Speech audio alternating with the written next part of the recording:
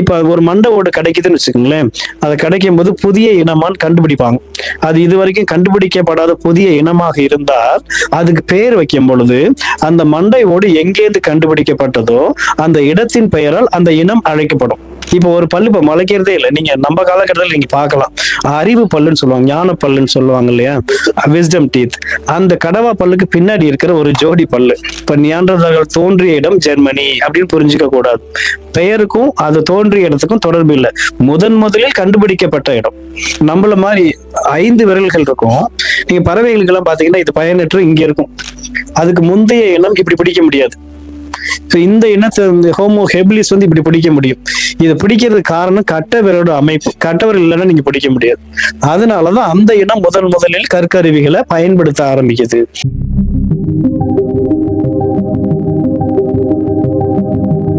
பரிணாமத்துல எப்படி மாறுது அப்படின்னு சொன்னா, அந்த பற்களோட தேவை குறைஞ்சு இப்ப ஒரு பல்லு இப்ப முளைக்கிறதே இல்லை. நீங்க நம்ம காலகட்டத்தில் நீங்க பார்க்கலாம், அறிவு பல்லுன்னு சொல்லுவாங்க, ஞான பல்லுன்னு சொல்லுவாங்க இல்லையா, விஸ்டம் டீத். அந்த கடவா பல்லுக்கு பின்னாடி இருக்கிற ஒரு ஜோடி பல்லு. அது என்னன்னா இப்பெல்லாம் நிறைய பேருக்கு வளர்றதில்ல. சில பேருக்கு ரொம்ப தாமதமா வளரும். இப்ப சில பேருக்கு பாத்தீங்கன்னா இந்த வயசுலதான் வளர்ற ஆள்லாம் இருக்கிறாங்க. சரியா, சில பேர் வளராமையே போகும். அது ஞானம் வர்ற வயசுல வளர்றதுனால ஞான பல்லுன்னு பேர். பல்லுக்கும் ஞானத்துக்கும் தொடர்பு இல்லை. ஏன் அது வளருன்னா அதோட தேவை இல்லைனால அது இல்லாம போயிடுச்சு. சரியா, அப்ப மனிதனோ ஏதோ ஒரு விலங்கோ அது எப்படி அதோட வாழ்க்கை சூழல் அமையுதோ, அந்த சுற்றுச்சூழல், அதோட எதிரிகள், உணவு பழக்கங்கள் எல்லாமே சேர்ந்து அதோட உடல் அமைப்புல சில மாற்றத்தை கொண்டு வரும். அது இயல்பா வர்றது அதை பரிணாமம் அப்படின்னு நம்ம சொல்லுவோம், எவல்யூஷன் அப்படின்னு நம்ம சொல்லுவோம். அந்த பரிணாமத்துலதான் ஒவ்வொரு இனங்களா மாறிக்கிட்டே இருக்கும். இப்ப ஆப்பிரிக்கால இருந்து ஒரு இனம் வெளியில வருது. ஆப்பிரிக்கால உள்ள சூழல் வேற, அது வேற இடத்துக்கு வரும்போது புதிய சூழல். அப்ப புதிய சூழலுக்கு தக்கவாறு தனி தகவமைச்சுக்கணும். தகவமைத்து கொண்டால்தான் அது தொடர்ந்து உயிர் வாழ முடியும். Survival of the fittest, nature selection டார்வின்லாம் சொல்லுவாங்க. அதெல்லாம் அந்த புத்தகத்துல எல்லாம் சொல்லியிருக்கோம். டார்வின் எப்படி அந்த எவல்யூஷனை பத்தி சொன்னாரு அப்படின்லாம் நிறைய அந்த புத்தகத்துல விரிவா நம்ம பேசிட்டு இருக்கோம். அந்த புதிய சூழல்ல எதிரிகள் இருக்காங்கல்ல, அவங்கள வச்சு அதுக்கு தகுந்த மாதிரி உடல் அமைப்பு மாறும். இந்த மாதிரி அந்த இனங்களை பத்தி நிறைய நம்ம பேசுறோம். அது இப்ப ஒரு மண்டை ஓடு கிடைக்குதுன்னு வச்சுக்கோங்களேன், அதை கிடைக்கும் போது புதிய இனமான்னு கண்டுபிடிப்பாங்க. அது இது வரைக்கும் கண்டுபிடிக்கப்படாத புதிய இனமாக இருந்தால் அதுக்கு பேர் வைக்கும் பொழுது அந்த மண்டை ஓடு எங்கேருந்து கண்டுபிடிக்கப்பட்டதோ அந்த இடத்தின் பெயரால் அந்த இனம் அழைக்கப்படும். நியாண்டர்தால் அப்படின்னு ஒரு இருக்கு, ஜெர்மனில இருக்கு. ஒரு எலும்பு அங்க கிடைச்சிச்சு, மண்டை ஓடுன்னு வச்சுக்கோங்க, அங்க கிடைச்சிச்சு. அது ஆய்வு செய்யும் போது இதுவரை கண்டுபிடிக்கப்படாத ஒரு புதிய இனமா தெரிஞ்சிச்சு. அப்ப பேர் வைக்கும் போது அந்த இடத்தோட பேரு நியாண்டர்தால், அதனால நியாண்டர்தாலினியஸ்னு பேர் வச்சாங்க. சரியா, டெனிசோவன்ஸ் இன்னொரு இனம் இருக்கு. அது ரஷ்யால ஒரு குகை ஒண்ணு இருக்கு, டெனிசோவா அப்படின்னு ஒரு ஆளோட பேரு தான். நியாண்டரும் ஒரு ஆளோட பேரு தான், ஒரு கவிஞனோட பேர். அவங்க அது மாதிரி கவிஞர்கள் இந்த மாதிரி பேர்லாம் இடத்துக்கு வச்சிருக்காங்க. நியாண்டர்ன்ற ஒரு கவிஞன் இருந்திருக்கான் ஜெர்மனில, அவன் நினைவா வைக்கப்பட்ட அந்த இடத்துக்கு நியாண்டர்தால்னு பேரு. அந்த இடத்துல இருந்து அந்த எலும்பு முதலில் கண்டுபிடிக்கப்பட்டதனால் நியாண்டர்தால்னு பேரு. அதை நீங்க இப்படி புரிஞ்சுக்க கூடாது. இப்ப நியாண்டர்தால்கள் தோன்றிய இடம் ஜெர்மனி அப்படின்னு புரிஞ்சுக்க கூடாது. பெயருக்கும் அது தோன்றிய இடத்துக்கும் தொடர்பு இல்லை. முதலில் கண்டுபிடிக்கப்பட்ட இடம். அப்ப நியாண்டர்தாலோட எலும்பு அங்க கண்டுபிடிச்சாங்கன்னா இதுக்கு முன்னாடி வாழ்ந்த நியாண்டர்தால் எலும்புகள் வேற எங்கேயே கண்டுபிடிச்சிருப்பாங்க. அப்ப இவங்க அங்கேருந்து அங்க போனாங்க, அதெல்லாம் போட்டு நம்ம குழப்பிக்க கூடாது அப்படின்றதுக்காக அந்த பெயர் இடும் முறையை நான் சொல்லிட்டு இருக்கேன். டென்னிஸ்னு ஒரு துறவி இருந்தாரு ரஷ்யால. அவர் வாழ்ந்த குகை பேரு டெனிசோவன் கேவ்ஸ்ன்னு பேரு. அங்க ஒரு எலும்பு கண்டுபிடிச்சு எடுத்தாங்க. அது புதிய இனம்னு தெரிஞ்சிச்சு, அதனால அந்த டெனிசோவன் இனங்கள் அப்படின்னு பிரிச்சாங்க. இதுதான் ஒரு பெயரிடும் முறை. அது இடத்தோட பெயர் வச்சு சொல்லுவாங்க. அது மாதிரி சிலது அதோட பண்புகளின் அடிப்படையிலும் பேர் வரும். எரெக்டஸ்ன்னு சொன்னோம்ல, இப்ப எரெக்டஸ்ன்றது இடத்தோட பேர் இல்லை, அது நேரா நிமிர்ந்து நடந்த அந்த பண்பு ரீதியா சொல்றது இருக்கு. அது மாதிரி ஹேபிலிஸ் அப்படின்றது, ஹோமோ ஹேபிலிஸ் ரொம்ப முக்கியமான இனம். அதுக்கு முன்னாடி ஹோமோ ஹைடல்பெர்கென்சிஸ் பார்ப்போம். ஹைடல்பெர்கென்சிஸ்ன்றது ஜெர்மனியில இருக்கிற ஒரு ஊர் பேர். அப்ப அந்த ஹைடல்பெர்கென்சிஸ்ல அந்த எலும்பு கூட கண்டுபிடிச்சு எடுத்து அது புதிய இனம் தெரிஞ்சதுனால அதுக்கு ஹோமோ ஹைடல்பெர்கென்சிஸ்னு பேர் வச்சாங்க. ஸோ இடப்பெயர்கள் இப்படிதான் வரும். அந்த மாதிரி வரும்போது சில பண்பு பெயர்களும் வரும். ஹோமோ ஹேபிலிஸ் அப்படின்னு. ஹெபிலிஸ்ன்றது எப்படின்னா அது 20 லட்சம் ஆண்டுகளுக்கு முன்னாடி தோன்றிய ஒரு மனித மூதாதை இனம். ஹேபிட் அப்படின்னு சொல்றோம்ல, அதுல இருந்து வந்த சொல்லுதான் ஹெபிலிஸ். அப்படின்னா கற்களை முதல்ல பயன்படுத்த இனம்.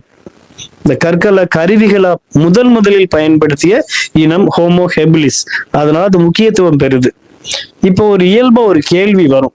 அந்த புத்தகம் படிக்கும் போதே உங்க மனசுக்குள்ள அந்த கேள்வி வரும். வர்ற மாதிரிதான் எழுதியிருக்கேன். அது என்ன நான் சொல்றேன். ஹெபிலிஸ் இனம் தான் முதல்ல கற்கருவியை பயன்படுத்துச்சுன்னா அதுக்கு முன்னாடி இருந்த இனங்கள் ஏன் பயன்படுத்தல? இது ஒரு முக்கியமான கேள்வி இருக்குல்ல. அதுக்கு அறிவியல் ரீதியா விளக்கமும் சொல்லுவோம். எப்படின்னா தெரிஞ்சுக்கிறீங்களா? குரங்கோட கை விரல்கள் பார்த்திருக்கீங்களா? முன்னங்கை விரல் நம்மள மாதிரி 5 விரல்கள் இருக்கும். ஆனா கட்டை விரல் நம்மள மாதிரி இருக்காது.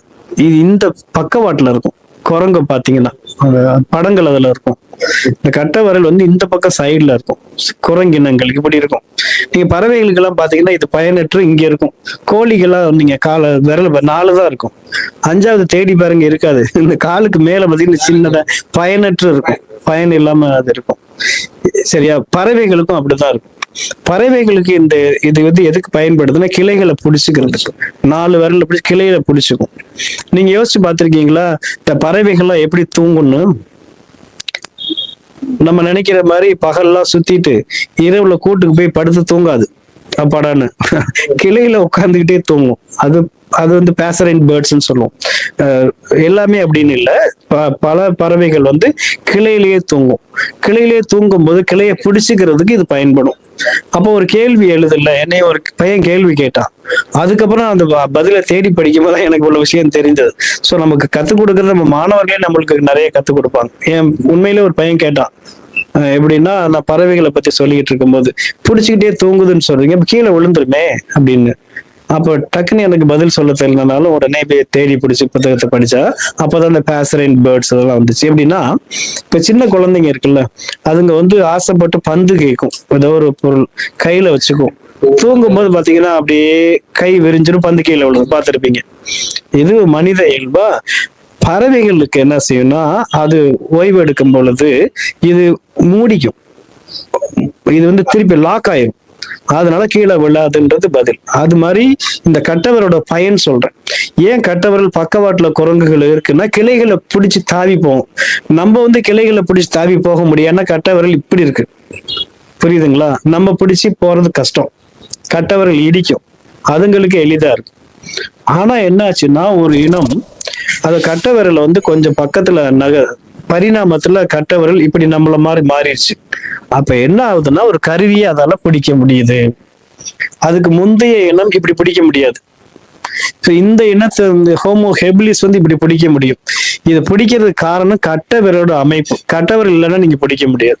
அதனாலதான் அந்த இனம் முதலில் கற்கருவிகளை பயன்படுத்த ஆரம்பிக்குது.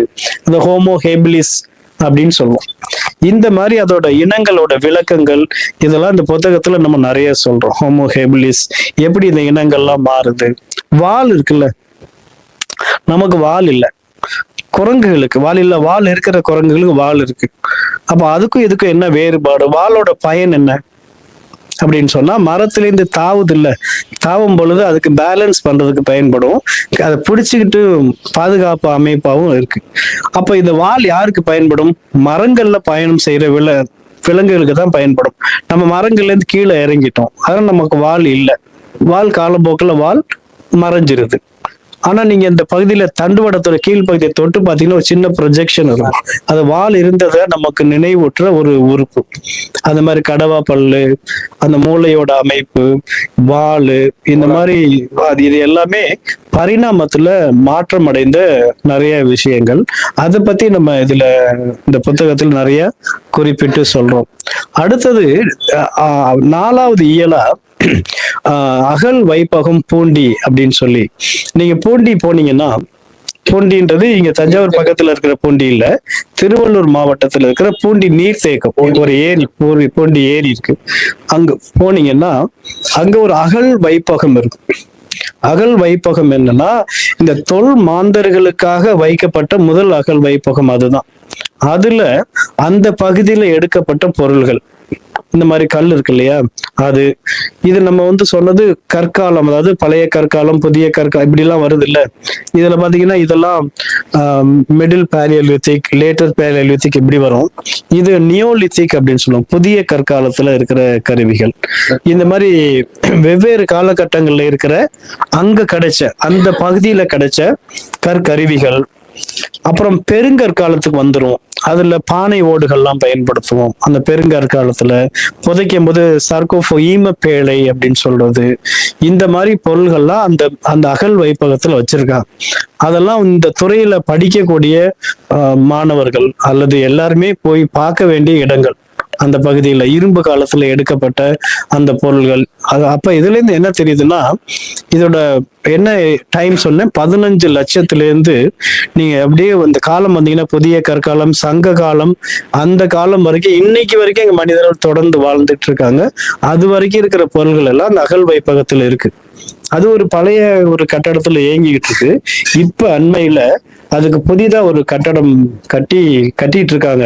இன்னும் திறப்பு விழா நடக்கலன்னு நினைக்கிறேன், விரைவில் அது திறப்பாங்க. ஸோ அங்க இதெல்லாம் மாத்த போறாங்க. அதை பத்தி அந்த இயல்ல நம்ம குறிச்சிருப்போம், இந்த என்னென்ன பொருள்கள் அப்படின்னு சொல்லி. ஸோ இந்த துறையை சார்ந்தவங்க கண்டிப்பா போய் பார்க்க வேண்டிய இடங்கள்ல அதுவும் ஒன்று.